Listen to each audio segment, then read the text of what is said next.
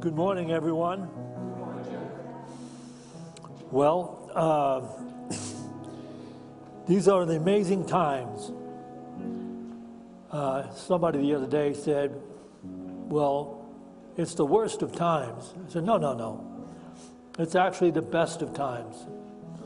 And all that you're looking upon that's not in keeping with the best is working to get people to tune in to that higher place of consciousness where it is the best of times all the time. That's what we're learning how to do in our consciousness, to live in the best of times all the time. All right, and now you can do that and you can help out, make it the best of times. If you can find your way to the choir on Tuesday and Thursday, 6:30. We're actually working on the most phenomenal music that will be performed on the Sundays between now and the holidays, but also on Good Friday and on Palm Sunday and on Easter. So come on in. You don't have to be a professional singer. You don't even have to have sung before. If you come in, you can carry a tune, you'll learn how to sing in this choir. People have said that. Some of the great singers that you see up here learned how to sing while operating in our choir. Tuesday night, 6:30, if you can make it, show up. And Thursday night, 6:30, show up. Is there anybody here showing up from another unity? And what unity is that? Columbine Unity. It's always good to have you. All right. Anybody else? Oh, yeah, over there. Whereabouts? Columbine. Keep your hand up. If you keep your hand up, we'll give you a gift this time. All right. You have your hand up, you'll get a gift from us. Is there anybody here for the first time? All right, keep your hand up. We have a gift for you, okay? All right. Yeah, if you keep your hand up, we'll give you a gift. That bag includes a free pass to the Catholic Church.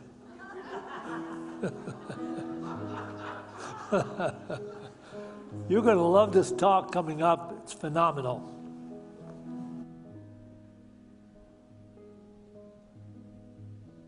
Good morning, everyone.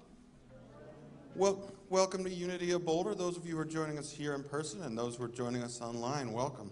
We love spending some time with you every Sunday. Got a few announcements of upcoming things that are going on here. As Jack said, we are looking for more people to join our choir. It wasn't announced at last week's practice that, yes, we are starting Tuesdays this week. So if you're already in there or just wanting to try it out, come this Tuesday at 6:30. We have a Course in Miracles group that has just started. It's a year-long study group. We will be accepting people. If you still haven't joined but still would like to, you can still join for the next about 2 or 3 weeks. So after that, it gets going too far and it's too late to join. But if you're still looking to join our Course in Miracles, it meets every Monday for a year from 6:30 to 8 p.m., and that's led by Steve Hayes. And you can sign up over in the bookstore, or if you have any questions, just ask any one of us about it, and we can tell you all about it. Next week, following our second service, we will be having a potluck over here in Fellowship Hall. It'll be St. Patrick's Day themed, so if you want to bring any green food or anything like that, just make sure it's green for the right reasons. It's not just old. It's not left over from actual St. Patrick's Day before it. But please bring. But even if bring whatever you want, even if you don't bring anything, just come join us and hang out and get some fellowship and meet someone new over here. For a fun potluck, we always have a great time. So, all right, thank you very much.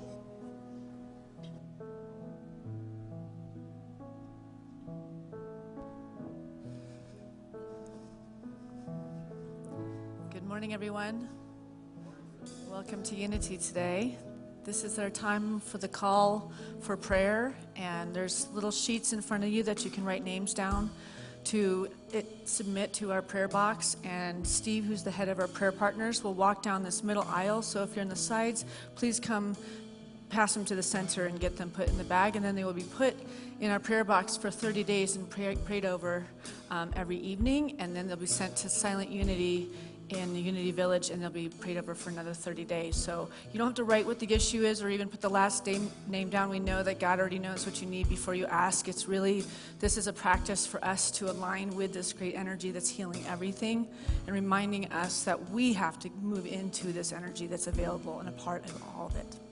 But we're going to sing, and they say to sing is to pray twice, so join us in this song and just affirm that Spirit is here and is everything.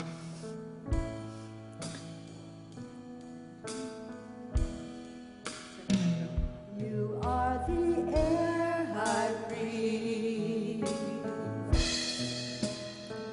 You are the air I breathe. Your holy presence living in me.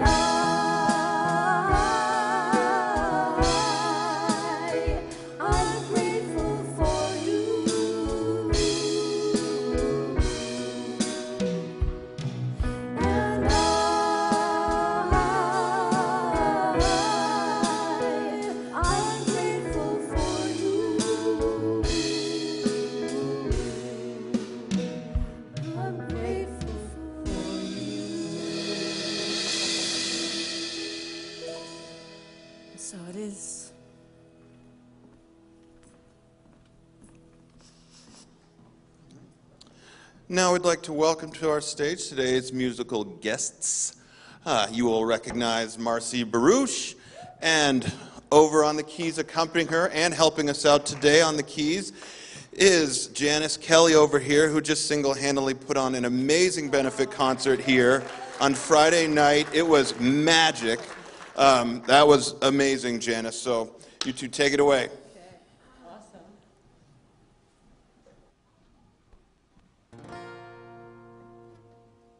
Good morning, good morning. This is a song by Denise Rosier, God of Everything. There's this line in the song, hold on to find it. You spoke your name and it all came into being. And I'm all about updating our cosmologies. So I'm just curious how it would feel if instead of saying, God, you spoke your name and it all came, how it would feel to remember that we're an ongoing creative process where the divine is speaking its name and becoming and becoming and becoming through us. So maybe marry that with what you hear today, if you wish.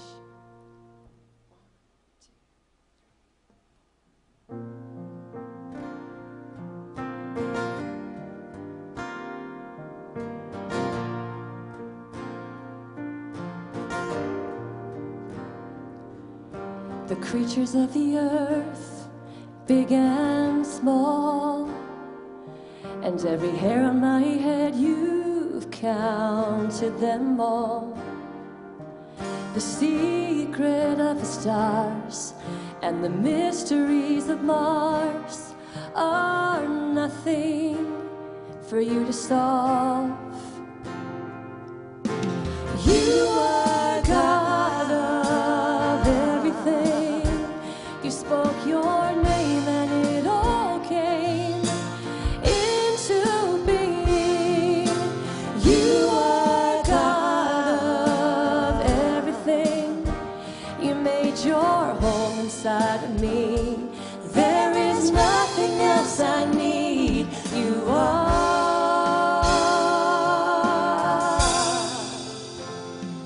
God of everything. The path of time moves like shifting sand, but I am steadied by perfect hands.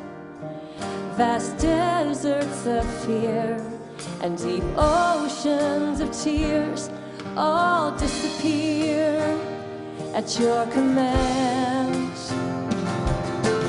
You are God of everything. You spoke your name and it all came into being. You are God of everything. You made your home inside of me. There is nothing else I need. You are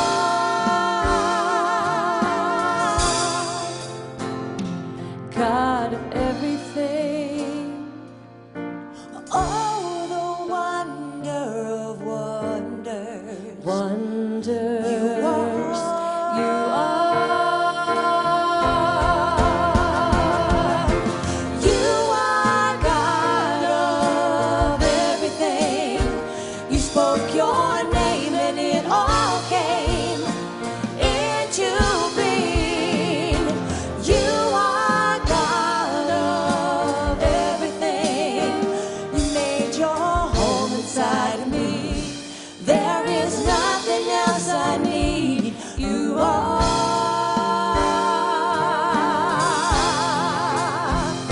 a God of everything, everything.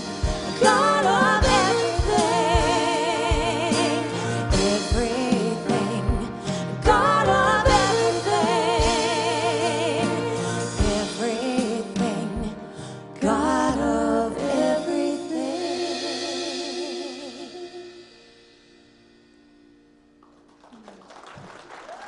Thank you so much.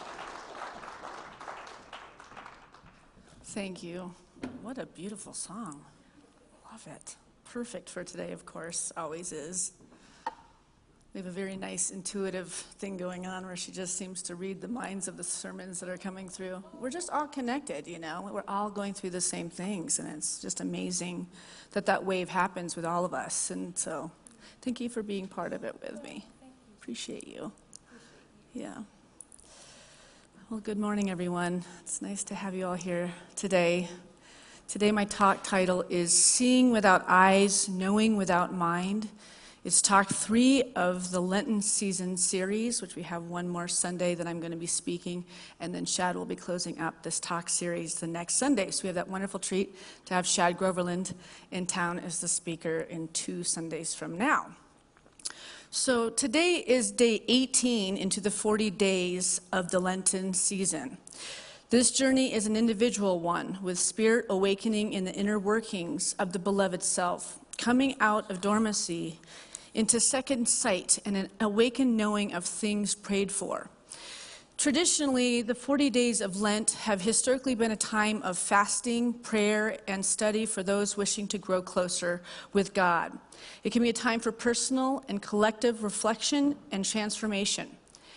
It is a time to look honestly at ourselves and contemplate our relationship with this greater power we call Source, God, Creator, Spirit, whatever word makes you feel divinely connected. And if word triggers you that I'm using, just replace it in your own mind's eye, because there is no perfect word for this, the mystery of life, the all-knowing, the energy that fills our sails and fills our dreams when we plant a seed.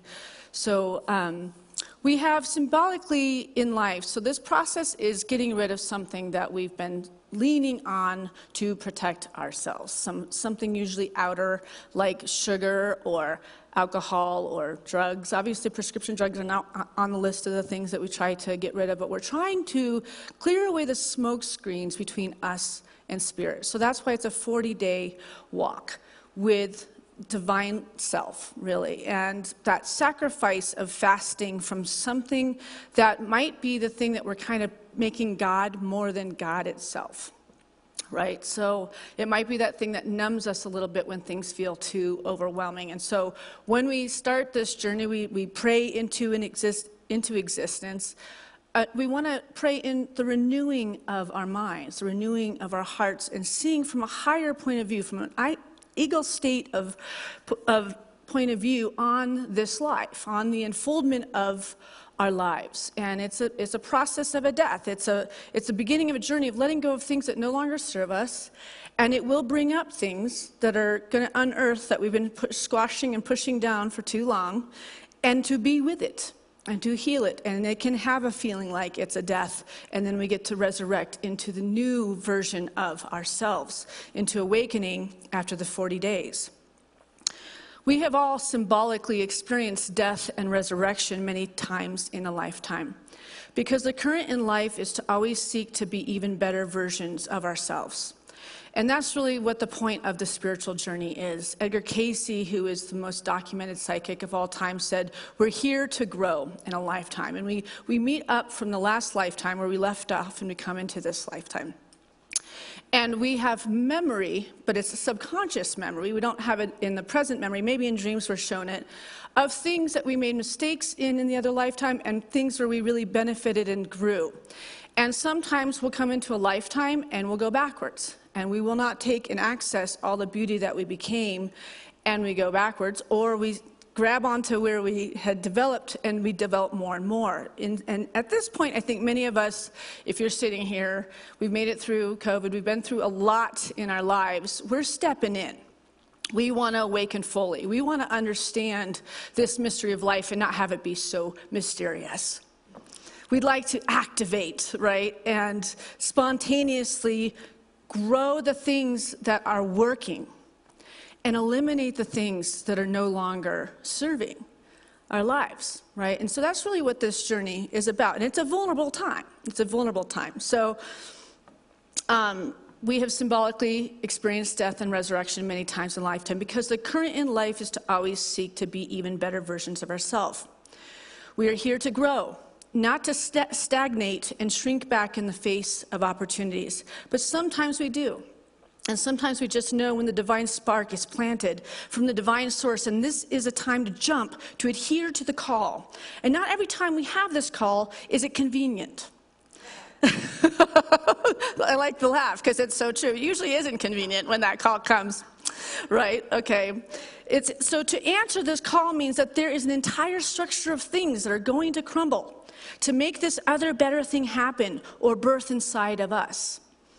So we make up excuses like, well, when my children graduate from high school, then I will take this quantum leap. That's one that I do. That's one of the ones. I've got like 3 more years or 4 more years.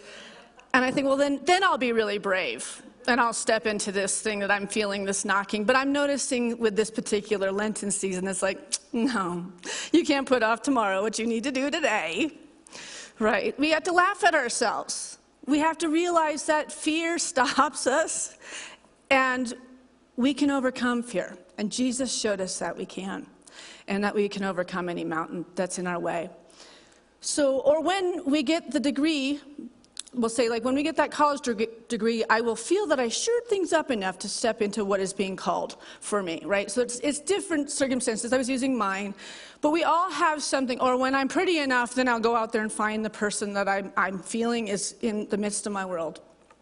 So it's putting off tomorrow your blessings that are here today, that are ready for you to step into the thing that's scaring you, or causing fear, or uprooting you, and realizing because there are going to be a lot of structures that are going to have to fall away for you to invite all this goodness in your life, and we can get really stagnant and really stuck in our patterns. Especially the older we get a little bit more stagnant and get stuck in our patterns. You have to be willing to undo the patterns to step into the resurrection. And when you've done it, you get more brave. Every time you have a death and a resurrection, they go a lot faster because now you put your helmet on and you just run towards it because you get it. It's much faster to go flying through it and like let yourself grab it. But the first or second time you go through it, I remember one of my favorite statements the first time I really went through the big cut of my life. It said, if you're going through hell, keep going. Then truly, that's a great, great statement. Just keep going. And you just don't listen to this. You just got to listen to this. You know something good is coming. It's always darkest before the dawn. All those wonderful, wonderful statements that we've heard. So, and everything in the end ended up being so much more miraculous when you had the bravery to face the change, the structure that needed to fall away. And most of you have that time to look back. So it's really nice to look back on your life when you saw a big discord that faced your life, and you faced it, and you met it, and you spiritually grew yourself in the midst of it. And we can look back on it and go, oh my God, that was the greatest gift of my life.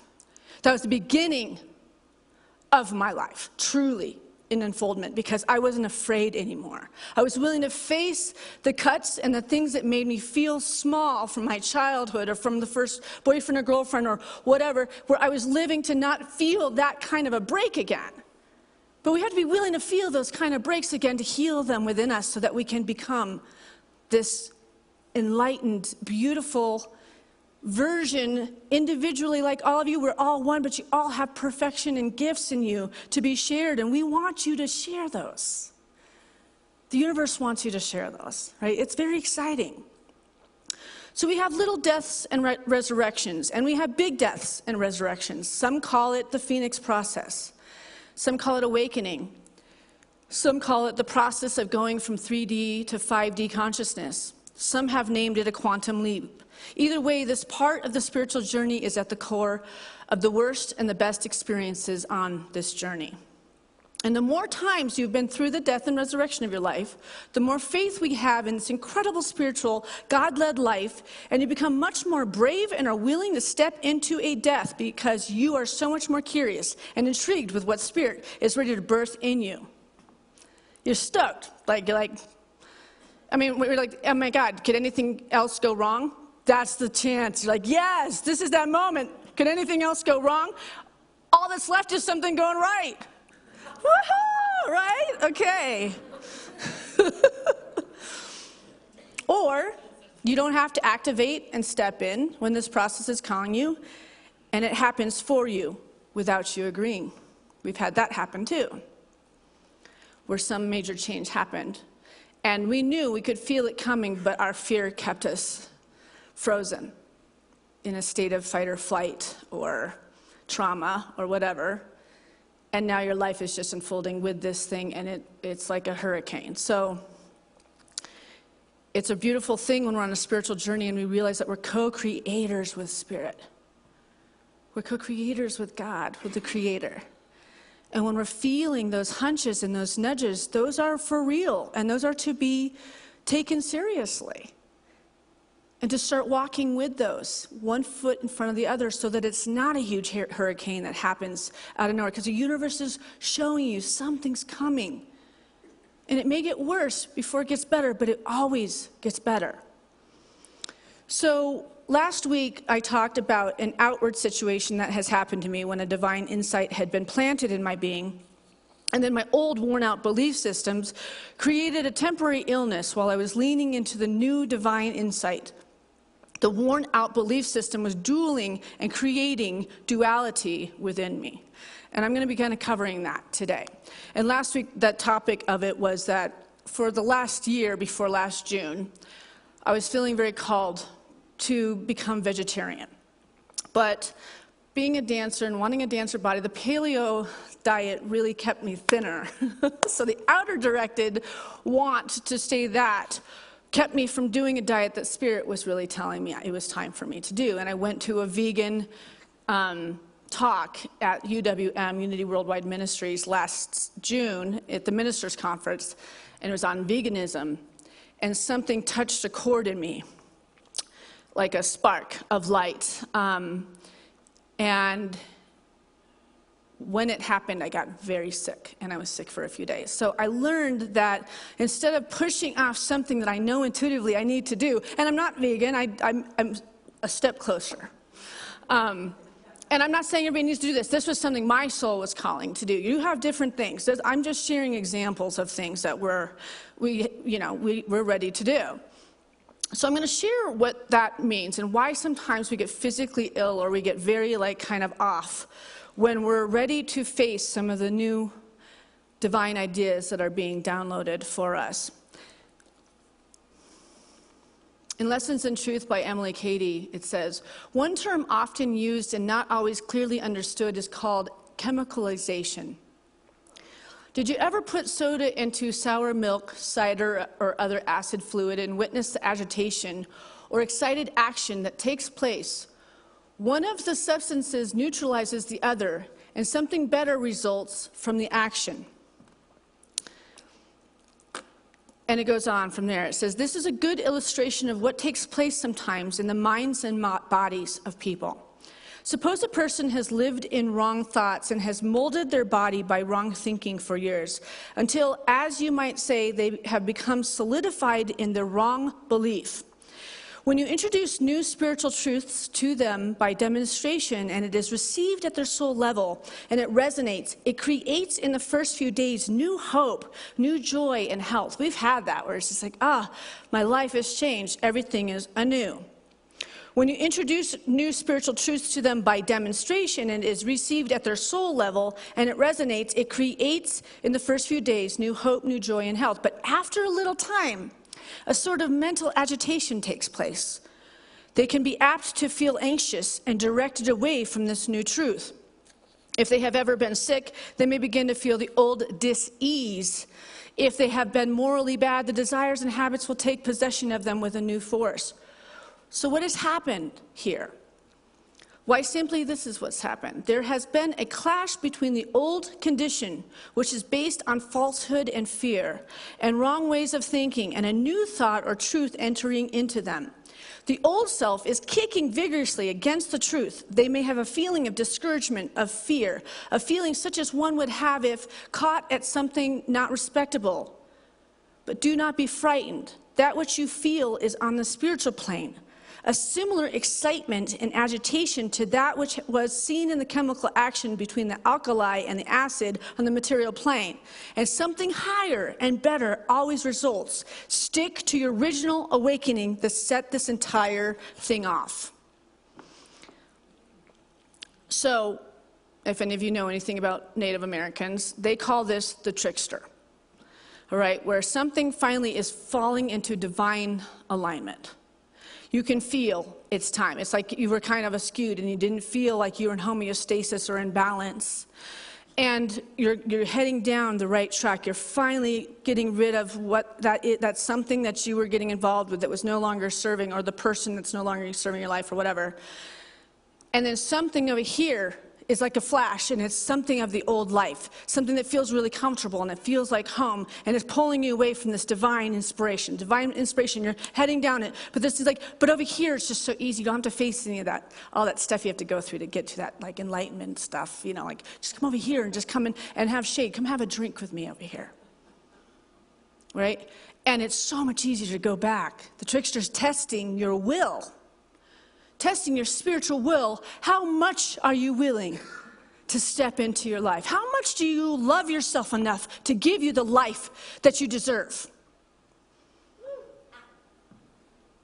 You have to ask yourself, because the person that's going to go to the old way that's no longer functioning and no longer good for you, that is the lower party that doesn't feel like you're worthy of what's ahead. It's the shame, it's the guilt, it's the whatever that made you feel like you don't deserve divine inspiration, divine light coursing through your being and bringing you to totality of healing in body, mind, and spirit. Let's just sit with that for a second. Let's actually think about how deserving we are of all of that. Bask in it. Let Spirit hold you right now.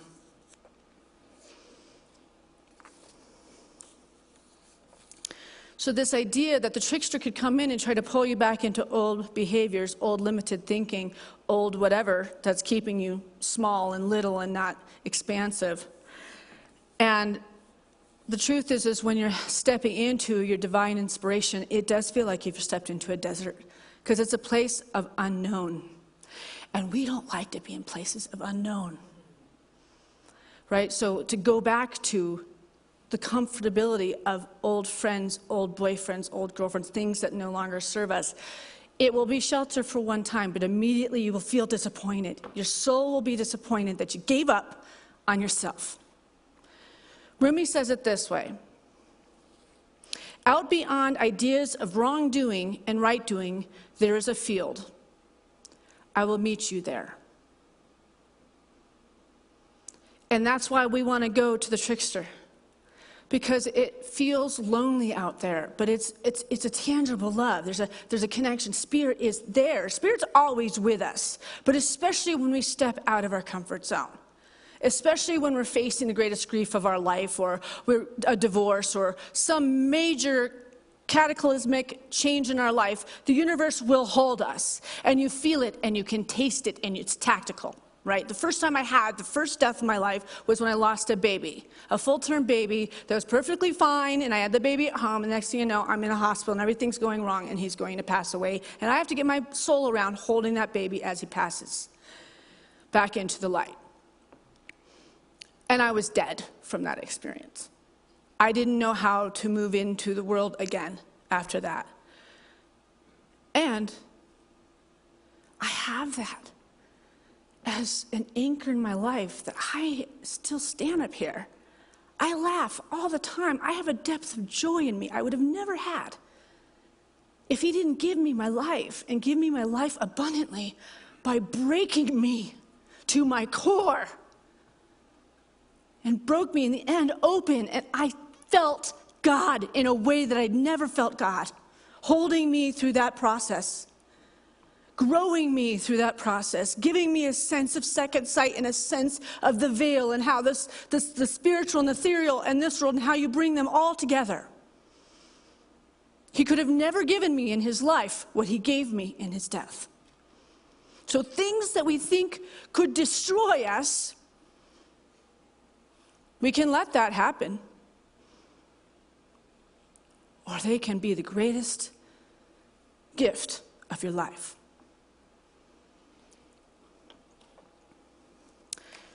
Thank you. Yeah. That's my son, Luca, was his name. I can give another example of this happening in my life about over 12 years ago. I was back at Unity Village taking some of my last core classes for a week-long intensive there during my minister schooling. That week was intense, and it was a very emotional week. All the classes and papers that I had to write and give speeches on were creating duality in me, because at home my marriage was falling apart at the seams. I was trying to keep that to myself. I was even trying to deny it to myself as I wrote powerful talks on overcoming the world, breaking down Bible verses like this. In John 16:33, I have said these things to you that in me you may have peace. In the world you will have tribulation, but take care, I have overcome the world. You will have peace, but take care, I have overcome the world. And the truth is that's an example of what we can do, which is we can overcome the world, which is the outer dysfunction of the world. The world represents the sense self, the thing that grabs on things outside of ourselves to stuff and protect and correct things that are broken in us when we actually need to face our stuff. I knew deep down there was no saving my marriage at that point, no matter how much I wanted to. My husband was drowning, and I, for years, was trying to keep him from drowning. But I knew I could not drown with him. I had to raise these children. I still had Tyler and Katya, and it was the loss of our child that did really take hold of him. And I was so close to drowning with him, and I knew it was time to leave this tribulation and overcome this outer experience of the world. If I was going to survive emotionally, physically, and mentally, as well as raise powerful children and step into my life's work and purpose and inspire people to return to their own light, I had to make a major decision at that point. But that wasn't going to be an easy choice. There was going to be a major life shift that was going to uproot everything I knew about my life. I felt held during that week while I gained perspective on my life at home. I felt seen by my fellow students. But when it was time to return home, I was walking across the campus of Unity Village, walking by the beautiful fountains to go to the administrative office to get my credits documented. And I came right to the corner of this fountain right here. I remember I was just turning the corner of this fountain. When the dizziness came over me, I walked to the fountain to grab hold of the corner of it to keep from blacking out. I ended up sliding down and sitting on the ground with the cement border of the fountain supporting me. I sat there wondering why I couldn't get it to stop. While I sat there, fear overtook me. I thought about the plane I needed to get on to return home in the next few hours. How would I even be able to walk to the administrative office? My world was imploding. What was wrong with me? All the worst thoughts of dis-ease entered my mind. Somehow I made it through that day, but it happened at least 3 more times before making it to the airport. When I got off the plane, I called my dad and told him what was happening, and he didn't mention chemicalization at the time, which I hadn't read about yet in my studies.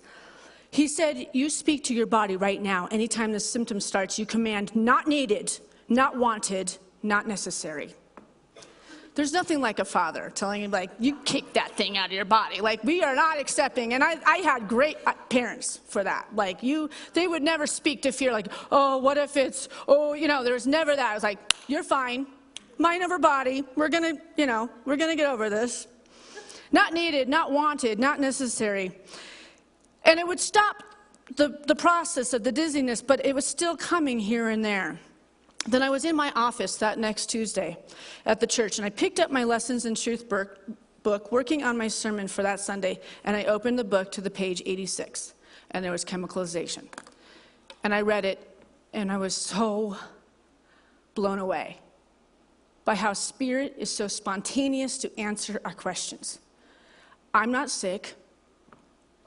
I'm having to make a major life change that's going to unravel all the work I have done to build this home, this life, this marriage, this safe place for these kids. It was a person I leaned on and needed and loved beyond.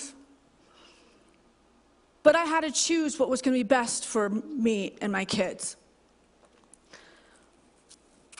So when I read that paperwork about chemicalization, it was like, okay, but what this is saying is I kind of stopped stagnant here. I was sitting between, I got to leave my marriage, but I didn't, and I was still going towards the ministry, and that wasn't going to work. So I had to step, and I had to go file for divorce. I had to take that step. And so much of my heart broke doing that, but I knew what I had to do. Something had been planted in me at Unity Village while I was at school. I was shown what I needed to do, but I was struggling with stepping into it. Something was birthed there, and there was no going back after this. And this is what happens when we want to settle into the comfort zone when we know the season is over. That season was over. It had been over for 6 years. I was doing everything. How can I change to make this round peg sit in a square hole, right? It's how much can you change this beautiful being to get somebody to accept you and decide to sign up and be in a marriage with you? You can't. Eventually, you have to choose God and your own life and develop into what you are meant to be here now. That's friendships, that's family members. You have to know what's good for you and what you surround yourself with. It's very, very important because we become what we surround ourselves with. So, and I'm saying fight for your marriages with everything that you have, and I did. You know, obviously, always try with everything you have. So this is what happens when the wellspring has been given. The secret whisper of the Almighty, the hunch and the urge speaking into my soul that there is so much more for you, Santisha. When we listen and we step in, it will test you, but it will be so worth it. So whenever I got dizzy, I took hold of what I was thinking, doing, saying that was not in keeping with this new understanding of my life as a conduit for this greater life. This is what it is to be seeing without eyes and knowing without mind. This is getting out of the physicality of life.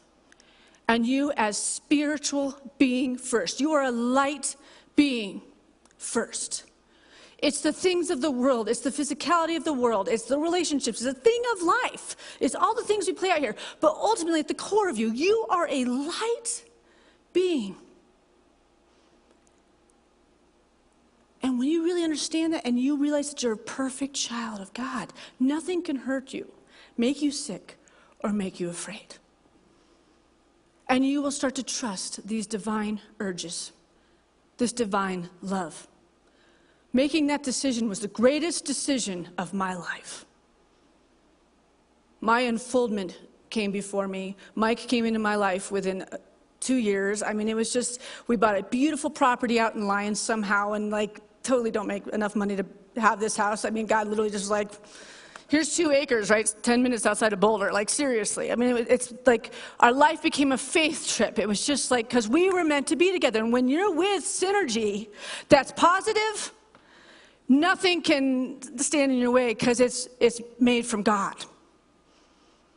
And my ex-husband was made from God too. And that teaching was really important. He was willing to be that in my life, to just bring me a little bit more, to find the abundance, the light that lived in me. I want to play this video really quick.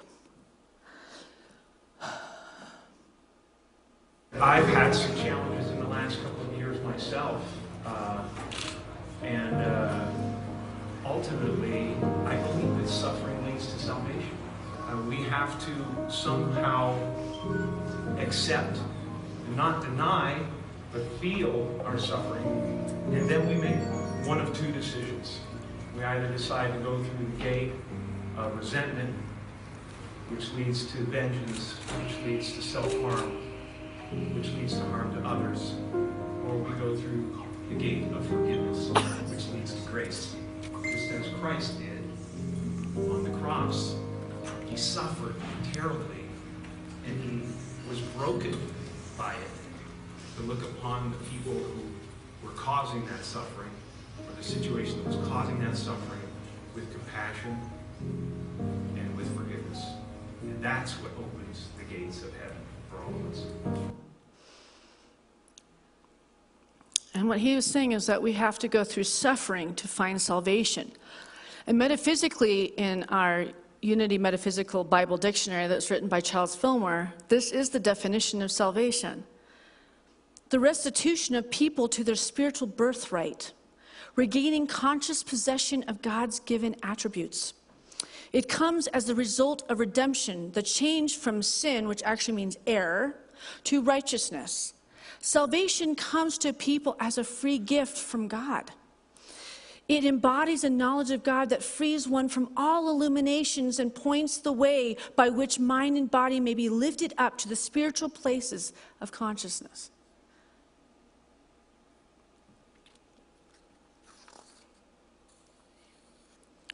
So I'm going to take us to a 5-minute meditation and just let us digest. Digest whatever it is that we need. You know, Jesus from the cross being so devastated by the people that didn't believe in his work. He said, "Forgive them, Father, for they know not what they do." But if Jesus said it in our terminology today, I think he would probably say, "Forgive them, Father, for they are unconscious." Which all it takes is opening up to your higher consciousness and meditating. Taking the time to silence the voice in the head that's talking you out of your good. To center in the stillness and soften into your being. Being more gentle and kind to yourself. That's where it starts. You're not going to attract people in your life that's going to be gentle and kind to you until you can do it to yourself, for yourself.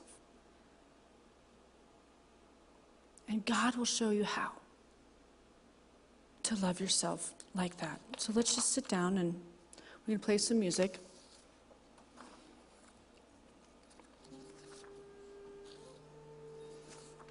So let's just take a deep breath in and out with a deep breath in.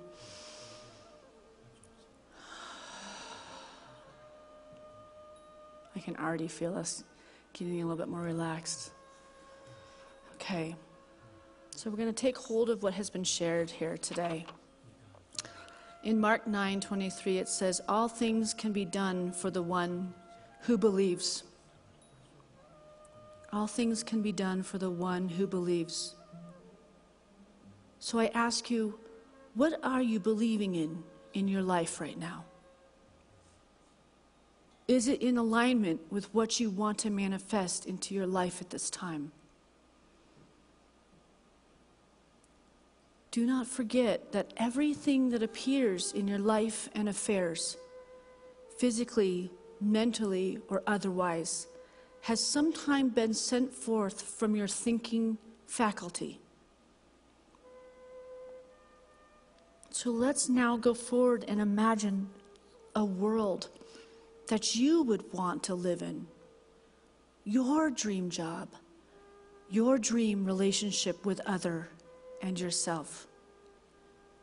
Your dream of travel, fun, and play. Your dream for your children, your spouse, friend, and other. My friend Sue Frederick wrote this quote, "Listen for the whisper of your soul. This subtle inner voice, like a sudden breeze against your skin or a tingle up your spine, urges you to seek guidance, to step into higher consciousness and face this moment with awareness of your divinity." So again, all things can be done for the one who believes. And I personally believe all this for you and more. And I bless you today, seeing you all surrounded in the light, stepping into that which is being called for you. And I know it is, and I know it will be. And I'm so grateful for each and every one of you. Thank you, God. Thank you, God. Amen.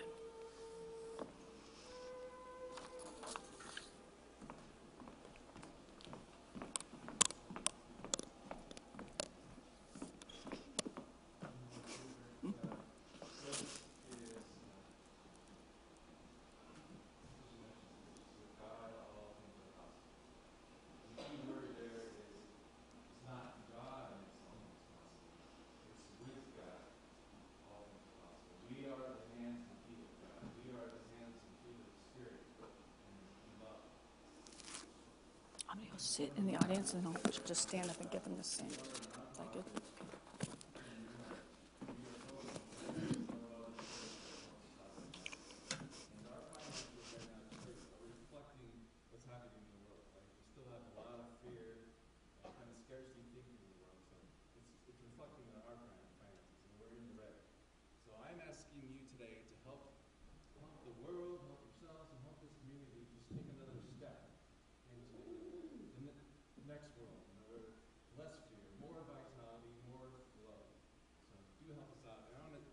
Stretch goal is a couple years ago I did the whole reoccurring donations. If you just do a small amount on the reoccurring donations, that really helps us because we can plan on it and then you can just let it go.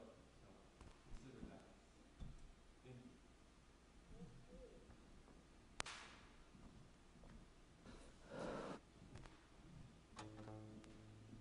Well, freely we have received. Now it is time to freely give. Open our hearts, our minds, our lives to prosperity. That's the way we do it. It is in giving that we receive. It is the only way to open up and be free of the fear around finances. So let's all now bring to mind that financial gift we'd like to make to Unity of Boulder. Let's bring it into our hands if we can. And let's bless it with this offering prayer. Divine love, through me, blesses and multiplies all that I have, all that I give, and all that I receive, because I give. And so it is.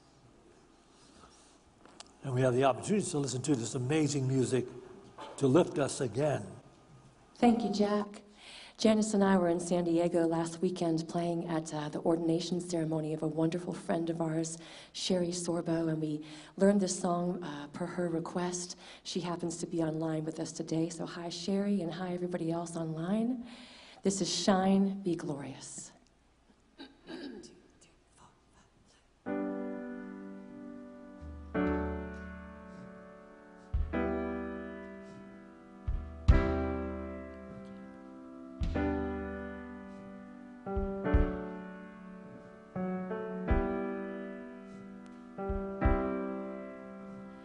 Shine, be glorious, reflect the divine. Shine, be glorious, reflect the divine. Spirit of the mind, Spirit divine, let me shine your light. Yeah.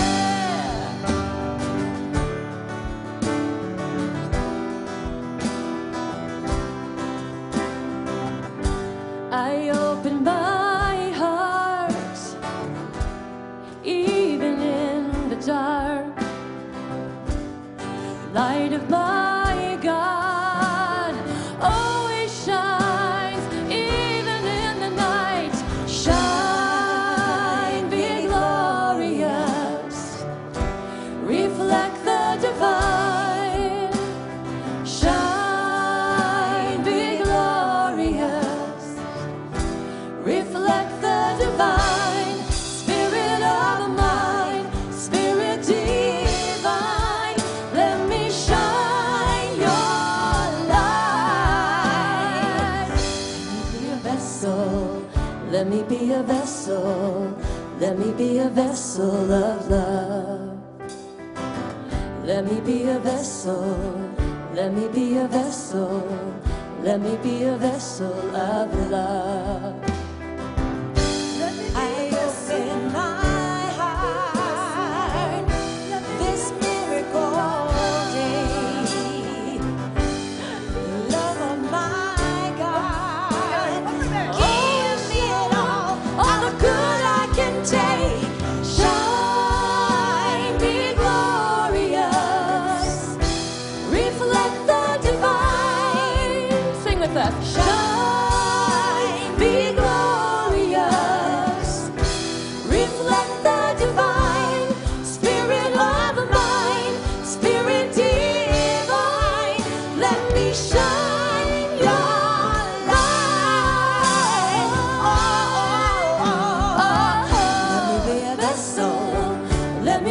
vessel. Let me be a vessel of love. Oh, let me be a vessel. Let me be a vessel.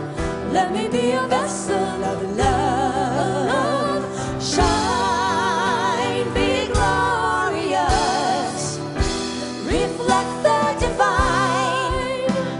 Shine, be glorious. Reflect the divine. Spirit of mine, Spirit divine.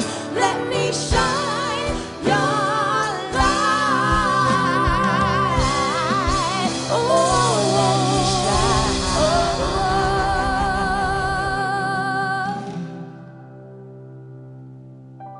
let me be a vessel.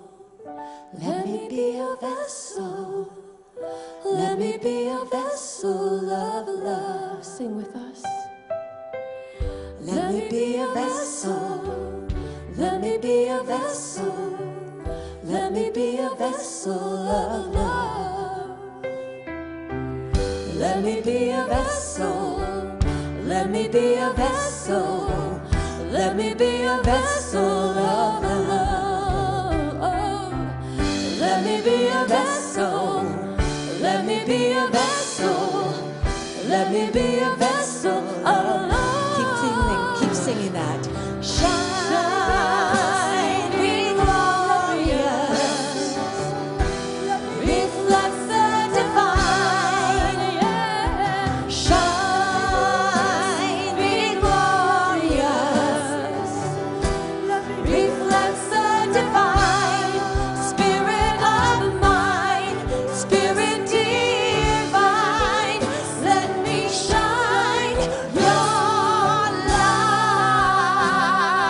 Oh, let me shine your light. Let me shine. A mighty vessel.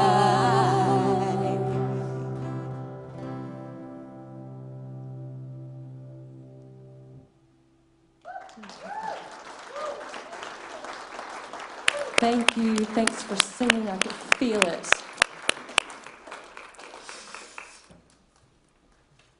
Such a pretty song, such good songs to love. All right, so this is the closing of the service, and if you're facing a challenge in your life and you'd like to pray with a prayer partner and have them reflect the beauty that's in you so that you can remember the beauty that's within you, we have prayer partners available. They're standing over here with white sashes on.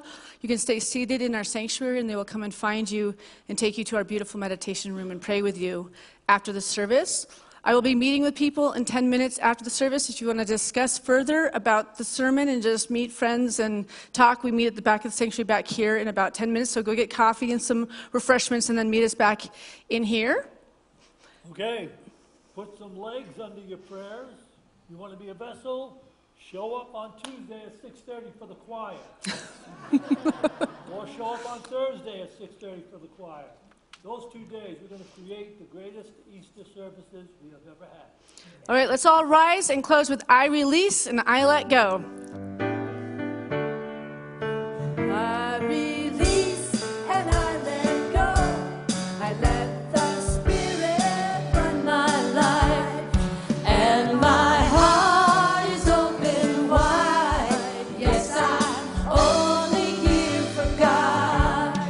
No more struggle, no more strife. With my faith, I see the light. I am free in the Spirit. Yes, I'm only here for God. I release and I let go.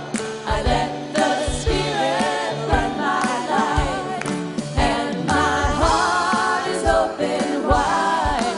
Yes, I'm only here for God. No more struggle, no more strife. With my faith, I see the light. I am free in the Spirit. Yes, I'm only here for God. Your turn. Release and I let go. I let the Spirit run my life, and my heart is open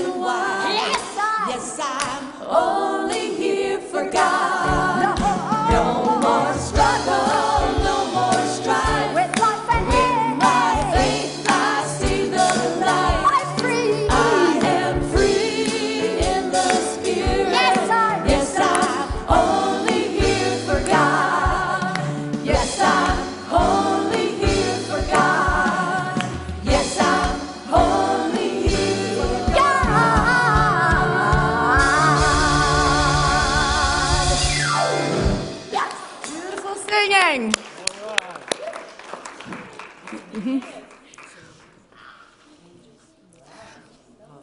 we go. You're welcome to leave too at the same time.